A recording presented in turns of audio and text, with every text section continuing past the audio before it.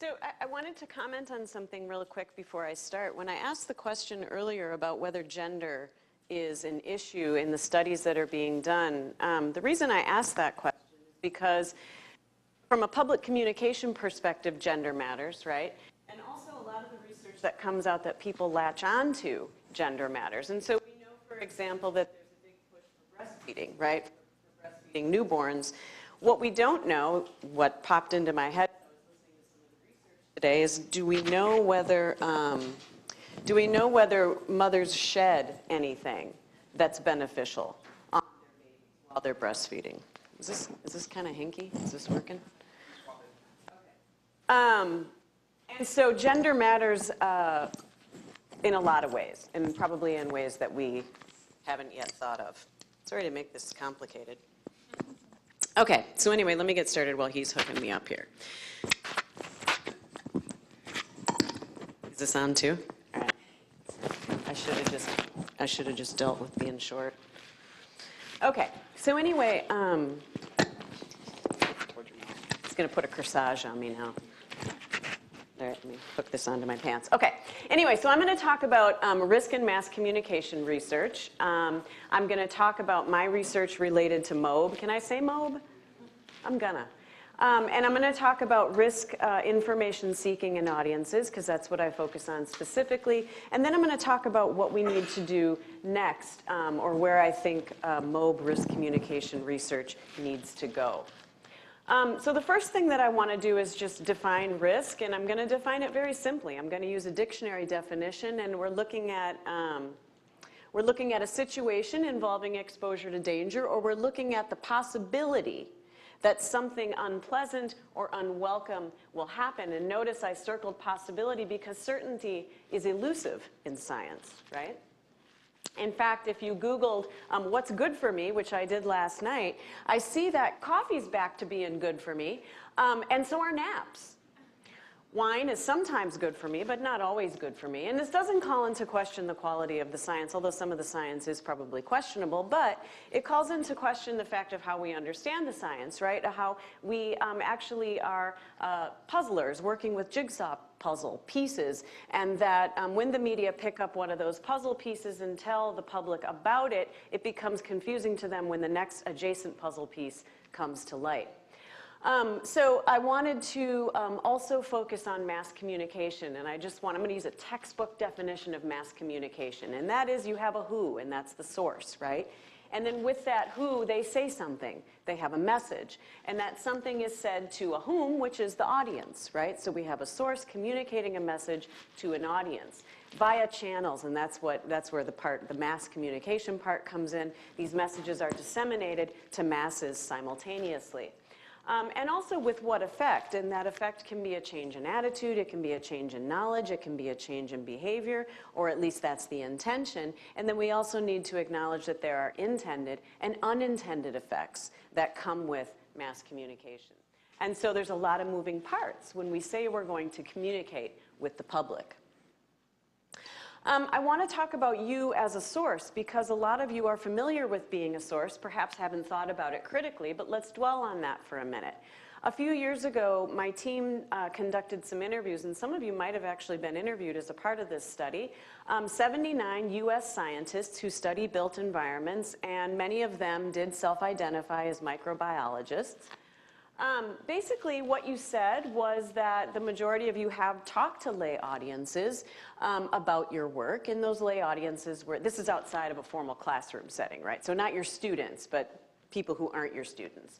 And that would be the media or public audiences. There were a lot of examples of that kind of activity.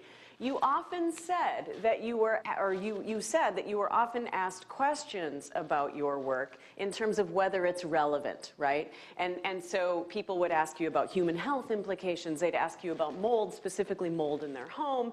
And they would ask you about air quality, all within the context of what it means to them, right? Now, many of the interviewees felt efficacious in talking to the public and said, yeah, I'm pretty good at it.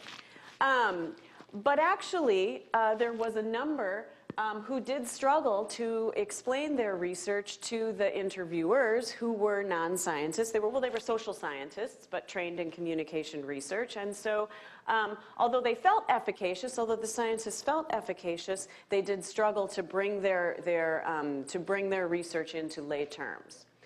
A third of the sample did explicitly reflect on that difficulty and did say, yeah, I'm pretty good at it, but here's what I struggle with. And then some did mention that they explicitly lamented a lack of science communication in the US as one of the problems that they struggle with.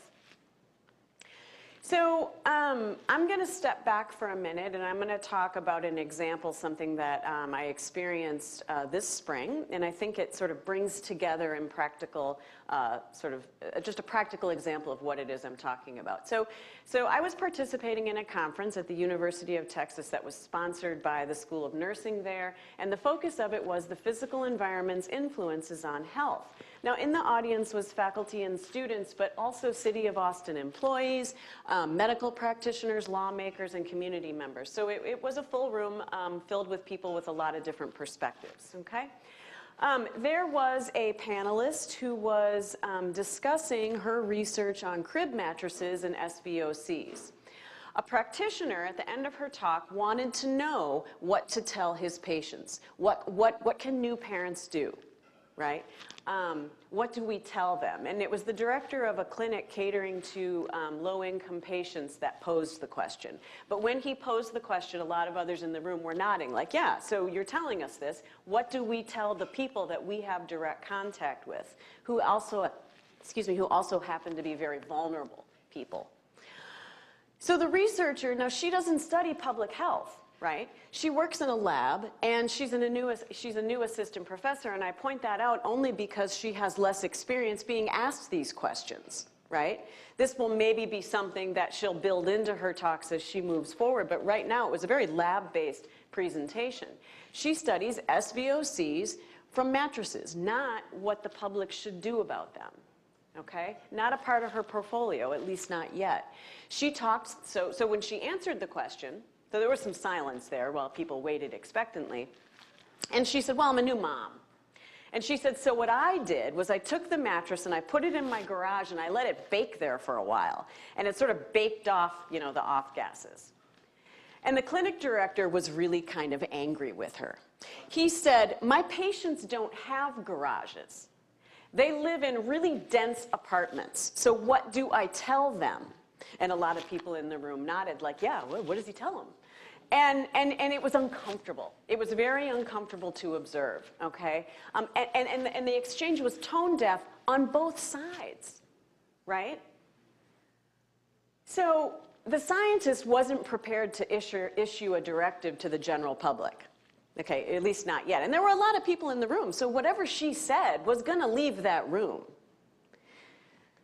The clinic director was looking to improve his patients' lives because they're vulnerable to so many risks, right? He knows that this particular population is one that is very vulnerable. So give me something to tell them. And I was frustrated because as a mass communication scholar, I immediately thought of the SIDS Back to Sleep campaign, right? Which is the campaign that has saved a lot of infants' lives because parents just put their babies to bed now on their backs with nothing else in that crib. And so if we start getting practitioners and parents worried about the SVOCs on their mattresses, are they going to start putting shit back in the crib to create a barrier between the babies and the mattresses? What are going to be the long-term implications of that kind of messaging? Right? And so that brings me to the next point, which is that for every action that we take, there's going to be a reaction. And so for every message we put out, there's going to be a reaction, and it's going to come from multiple stakeholders. So we must be prepared for those reactions. We must target our messages carefully and meaningfully, and risks must be carefully selected for amplification. Okay, and amplification is my next part here. Mass communication is an amplifier.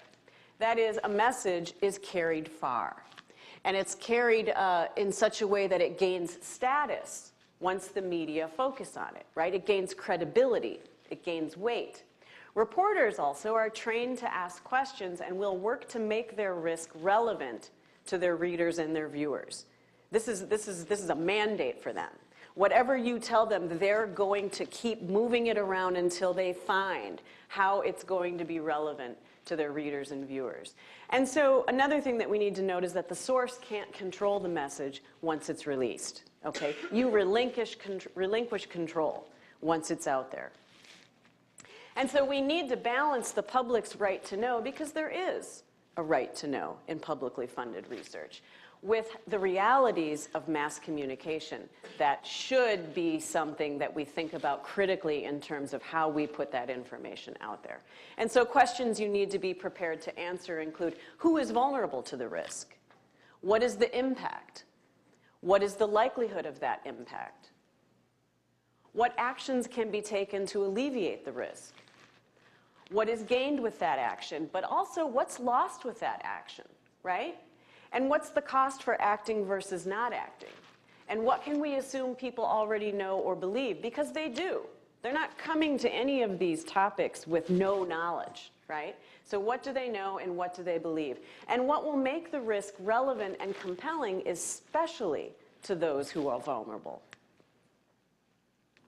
What would be ideal sources and ideal channels? Somebody, in one of the other talks that I had been to related to indoor air, talked about mommy blogs as a way of disseminating information. And I thought, that is such an elitist thing for us to be thinking about, really, when you think about it. Who are these blogging mommies? Well, they're mommies with lots of access to resources, and that's not really who the vulnerable population is.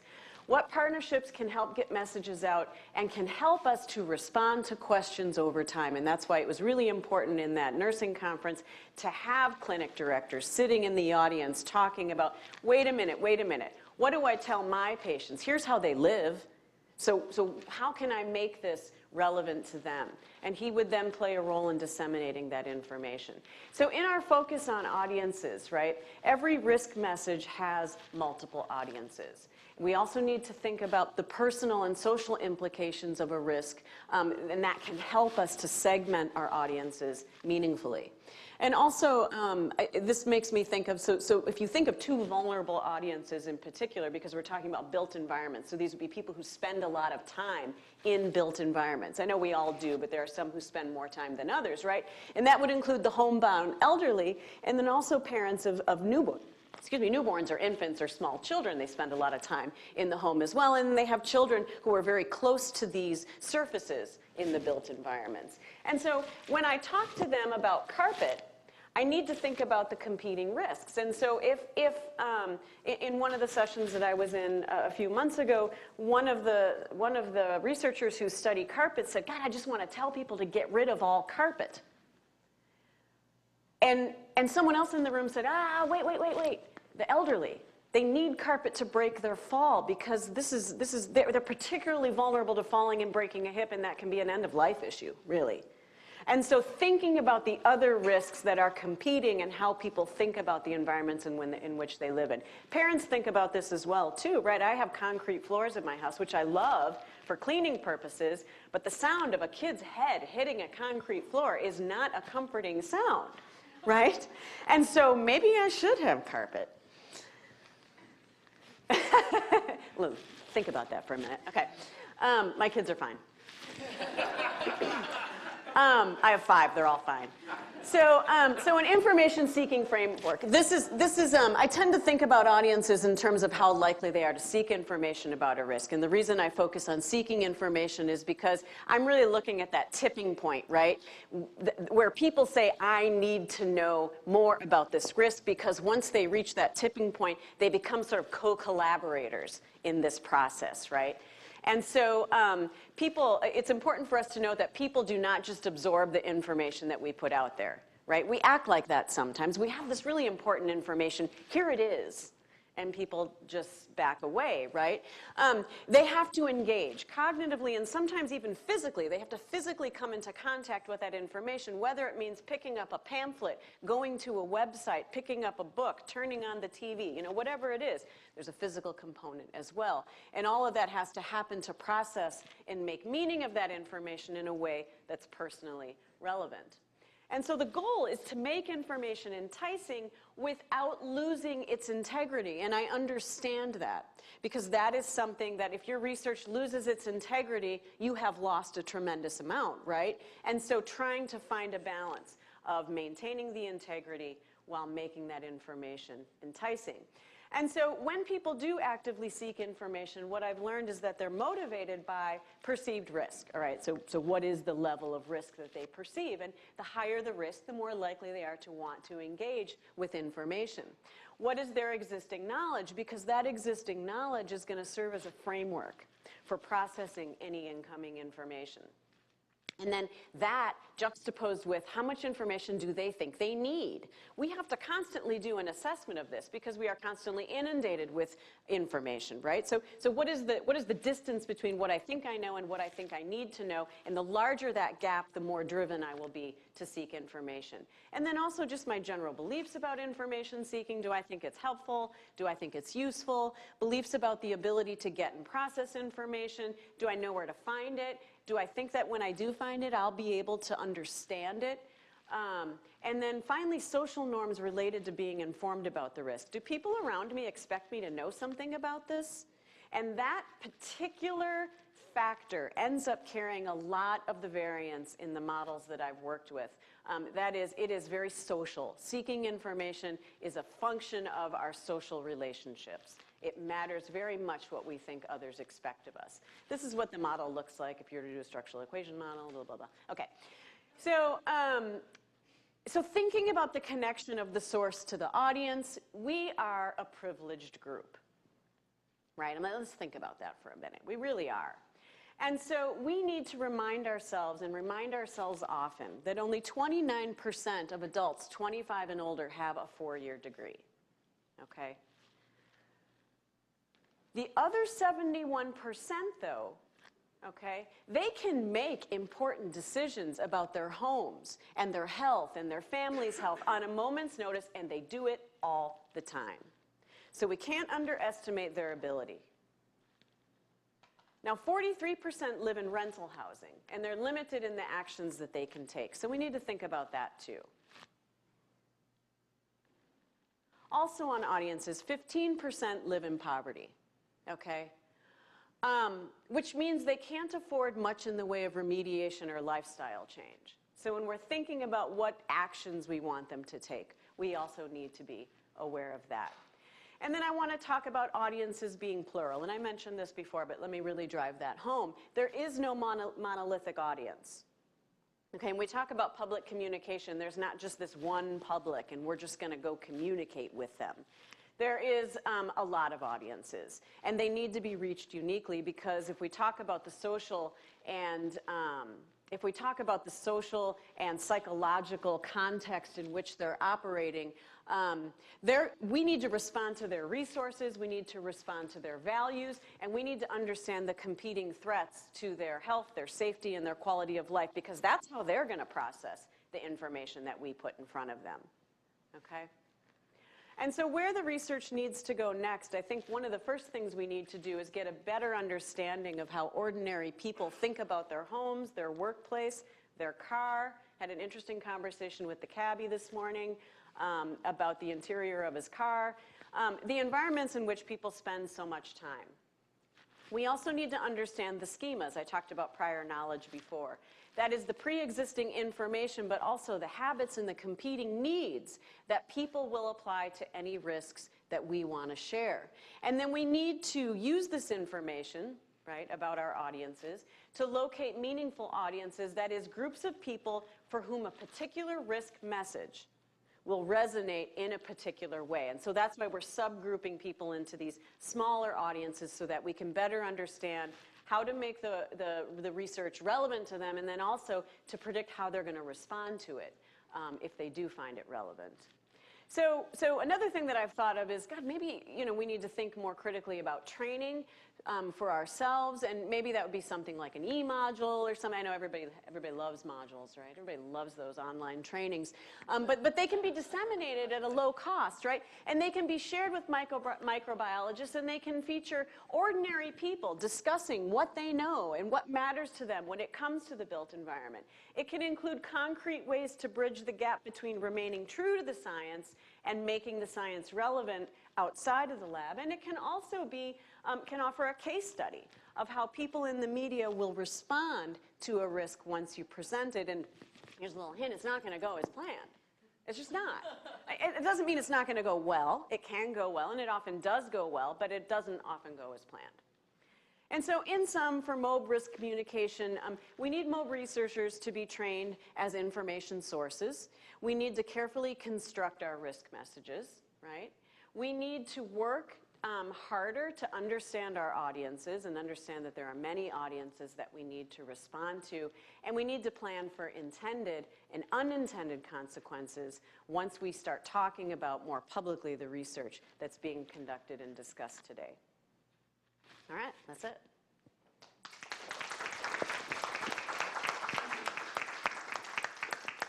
Oh, I should probably leave this on, huh? Take questions, please. Yeah, totally. Let me put this back on. I got a question then. Yeah. In our day-to-day lives, researchers, for example, when we give a lecture, be it a public lecture or a scientific lecture, we're speaking to, sometimes 10, 20, 30 different audiences in that one room. Yeah. Right? And some of them we're trying to get money out of. Yeah. Some of them we're trying to tell them how awesome we are. Others we're trying to give them a public service message. Yeah. There's so many conflicting statements in every single one of our presentations. Is there a way of minimizing the cross-message disparity between those groups? Or is it technically impossible to do that? Should we try and put a broader message out there? Yeah. If I had an answer for that, I would be so rich. I think that one of the things we need to do, and this is everybody, this is all academics, right? One of the things we need to do better is just find a way to make our research more understandable to everyone. I think it is possible to reach all of those audiences with the same message. I think Brent did an awesome job doing that today, right? Because I have no background in MOBE other than studying people who do it. And I got it, right? And I felt informed and I felt empowered by the end of it. And so I think it's possible, the better we get at it. But it takes practice. That means making a really broad message, though. Well, but that wasn't a broad message. Right? So again, let's go back to Brent's going to be. The guy did such a good job. But he did. So it wasn't a broad message. It was just one that was delivered in plain spoken language a lot of the time so that we could understand it. So it wasn't dumbed down, but it was approachable from a lot of different aspects. I mean, from a lot of different backgrounds, I guess. Yeah. Uh-huh. I really appreciate the way you described interfacing with the public in terms of thinking about risk. I had never thought of it that way. I have a training in risk analysis from my engineering degree, and I was taught principles about perceived versus actual risk. Yeah. And what I didn't hear you talk about, and I'm interested to hear you speak about, is actual risk and what you think this community could do. Your analogy of risk with respect to carpet and what's more important, whether or not you're going to break a fall or pick up some kind of microbe from your carpet, and how that varies across age group. What do you think this group could and should do with regards to putting forth an agenda for quantifying actual risk and how that relates to perceived risk? So the actual risk is slippery, though, right? I mean, could anybody in this room come up with a actual risk? No, what I said was an agenda or a strategic plan for quantifying actual risk as it relates to microbiology, the built environment, and other aspects of health, well-being, and performance as it relates to the built environment. Yeah. I don't quantify risk. That's not part of my background. I focus more on the perception aspect of it. So I don't have an agenda for how you would go about quantifying that risk. But in terms of once it would be quantified, right? In terms of making it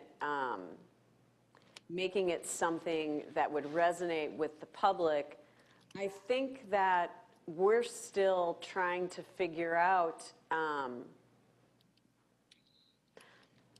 Some research needs to be done before I could answer that question, right? So figuring out what people are bringing to that actual, so if you report the actual risk, what I'm bringing to that in terms of all of the competing risks, and at any given point in time, how I'm going to evaluate that risk, how I'm going to perceive that risk in terms of importance and impact is going to vary. I don't have an easy answer to your question. Okay, well, I'm great that you brought up risk because I think it's extremely relevant to this working group. Absolutely. Sorry, I didn't, So my first project when I was hired at Berkeley was earthquake hazard mitigation in older California wood frame houses. And so we developed some guidance and trained building inspectors and housing inspectors. And we studied systematically when we would get requests for those reports. And of course, it always was right after an earthquake that got reported in the news. And a sociologist who was on the planning faculty told me that the public perception of risk corresponds to the newsworthiness of an event. Yeah. So last week, I read that there were 5,000 motorcycle deaths in the United States last year, and they happen one at a time, obviously. They don't make the news. You get an 80-car pile on the freeway with no deaths, and that makes the front page. I had a comment on on what reporters are trying to do. Yeah. I think they need to convince their editor that the public will be interested in order to move their story from the back of the newspaper to the front of the newspaper or the front of the news or whatever. And so the perception of risk is not related to the scientific data on risk. And I think, getting back to Jessica's question, I think that's the gap that we need to try to understand how to get across. And the reporting that's done on indoor air quality, for years and years, the major thrust was you spend 80 to 90% of your time indoors. Most of your exposure occurs indoors. And every story in the newspapers, on television, everywhere started with Mary Jane worked in an office until, and now she can't leave her home. Yeah. So communicating in extremes, this works against conveying actual risk, right? So I guess that was the question, right? Was the misfit between perceived and actual risk, and how do you make them closer together? I think once the story gets out there, once there are more stories to tell, and we become better at telling those stories and embedding them in reality and finding ways to follow the story and keep up with the story. So, okay, once that Mary Jane story's out there, the topic is out there, we can then begin to try to take control of talking about it. Like, well, let's talk about the day-to-day risks that we face. In any given day, we are confronted with this risk and this risk and this risk, and here's how they compare. And here's how they might matter to you. And so perhaps it would be contextualizing risks, not one at a time, but contextualizing them all at once in terms of how we make decisions. If we could begin to do that and take control of that story, maybe that would be helpful. I mean, we've been working on indoor air for more than 40 years, and we're still trying to convey to the public that it's important. Yeah. But not in any kind of organized way, right? Well, there's systematic consistency in the way the press reports it. Yeah, but I mean, as a group of scientists, there hasn't been a collaborative effort to get any particular messages out there, has there been? I don't think so. Yeah. There have been some EPA has developed a lot of, and has Yeah. a lot of good information.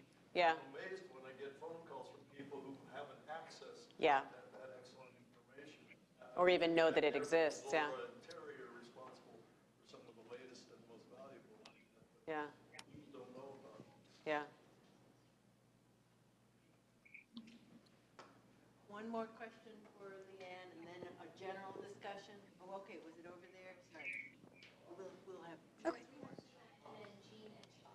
Yeah, I was thinking that what we would do is then bring it back in with Rob, who's on the. Yeah, yeah. Exactly. Now or, Take one more question. okay. Since we've got somebody who's- Hi, Susanna Blair with the EPA. Thank you for bringing up the EPA. That's kind of where my question was headed. That could we potentially argue that regulation is the ultimate risk communication method? I don't know if we can do that, but that was one of the biggest examples I was thinking about. Thank you for bringing up your thought on SIDS. That was mine as well. But one recent one is the issue of tire crumbs. So this is reusing rubber tires on the ball fields, and the White House has taken this up as a special issue, and a number of the already scientists at EPA are working to determine if there is potential carcinogenic effects of these tire crumbs. And so that has been a huge issue, speaking, I think, directly to your point of communication, and then the mass appeal and the amplification, and then, of course, hitting the White House. And I guess, how does regulation fit in your discussion? How do we take what scientists are doing and use it in a way that is an effective risk communication from the regulatory standpoint? Yeah. I think once regulation happens,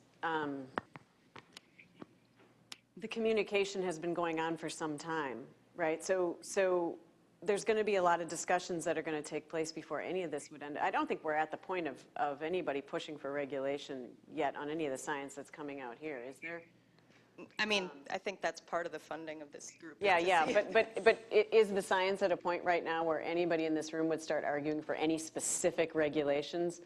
So I haven't even thought that far ahead. I think it would be easy if there were regulations that were pending to get the message out. The media would talk about it. People would be concerned about it. All of the stakeholders would be concerned about it, would have a message to get out there. We're almost in a more difficult spot right now because there is no push for any particular action yet. And so right now we're still trying to decide if any action is required, and what would that action be, and then what would be the implications of those actions. So I don't feel even ready to talk about that in those terms.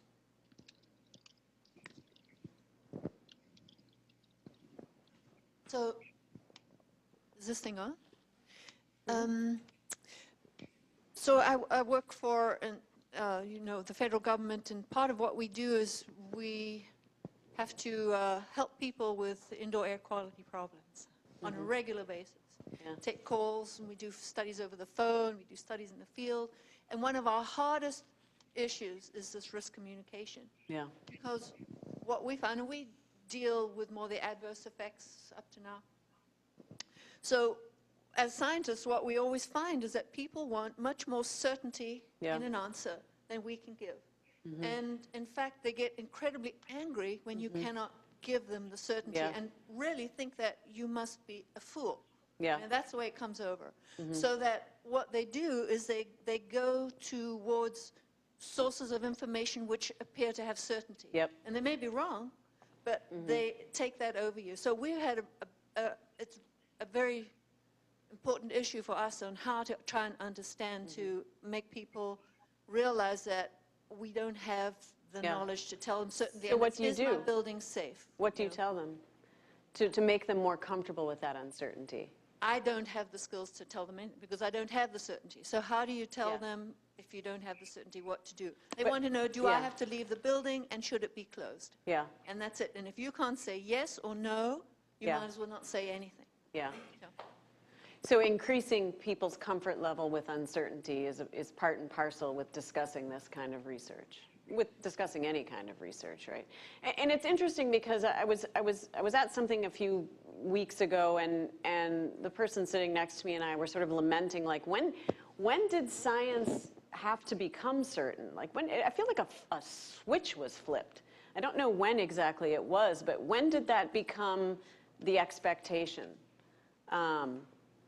That science was ever done, that there was ever a certain ending. Like, when did it stop being a process and become so finite? And God, if we could figure that out, we could sort of go back in time. And yeah, it's a struggle. I just want to make a clear distinction between two things you went through that I think it's important Yeah. for the folks to understand. Your carpet example is one issue, and that's a paradigm for the issue of comparative risks and risk-risk trade-off. Yeah. You know, with every risk goes a potential management option, which is consequences from that, and so balancing those two is really an issue, and that's a communication issue, bidirectional, in the sense that it's really the affected stakeholders that have inputs on the weighting of the balance point. Yeah. So that's one issue. The other issue is between risk perception and risk management, and there's actually a fairly deep literature on factors that could be responsible for that deviance. I'm not a risk perception expert, but I know enough of the literature that tells me two important variables have been captioned: familiarity and dread. Yeah. Slovik's work. And Which, yeah, exactly. is it Oregon? Isn't that where you are? Yeah. In Oregon? Yeah. And, you know, perhaps, and I don't recall if it was in Slovak and Bischoff's analysis, but perhaps the issue of indoor air is sufficiently familiar that you don't get risk amplification. You, in fact, Yeah. get risk attenuation. Yeah. Depending on, yeah, because these are all going to be low-level risks, right? For the most part, at least. I mean, aside from cigarette smoking, but we don't even really talk about that so much anymore because it's a foregone conclusion. Yeah. Familiarity and low-level risk make it extra challenging to communicate about. One more question. So the question about regulation brought to mind some of the dilemmas that I've faced communicating about what you do about outdoor air pollution or indoor air pollution to patients as well as the public. And I think one thing that I sometimes find is that individual patients or people get angry when they feel like they're being blamed for their conditions, and that conditions are not always within the control of the individual to whom you're giving advice. So what I always try to do is parse out what an individual can do, what a neighborhood or community can do, and what portion of the exposure, be it good or bad, is controlled by regulation. Yeah, that's great. That's a great approach. That's a good approach. Yeah. Oh, hey. Okay, again, policing this environment. Our lunch is outside in the corridor, and we will eat. We don't have to stay at the same tables. You know, you can sit down and chat with somebody that you want to learn more from, and we'll start again at 1. Thank you. Great morning session.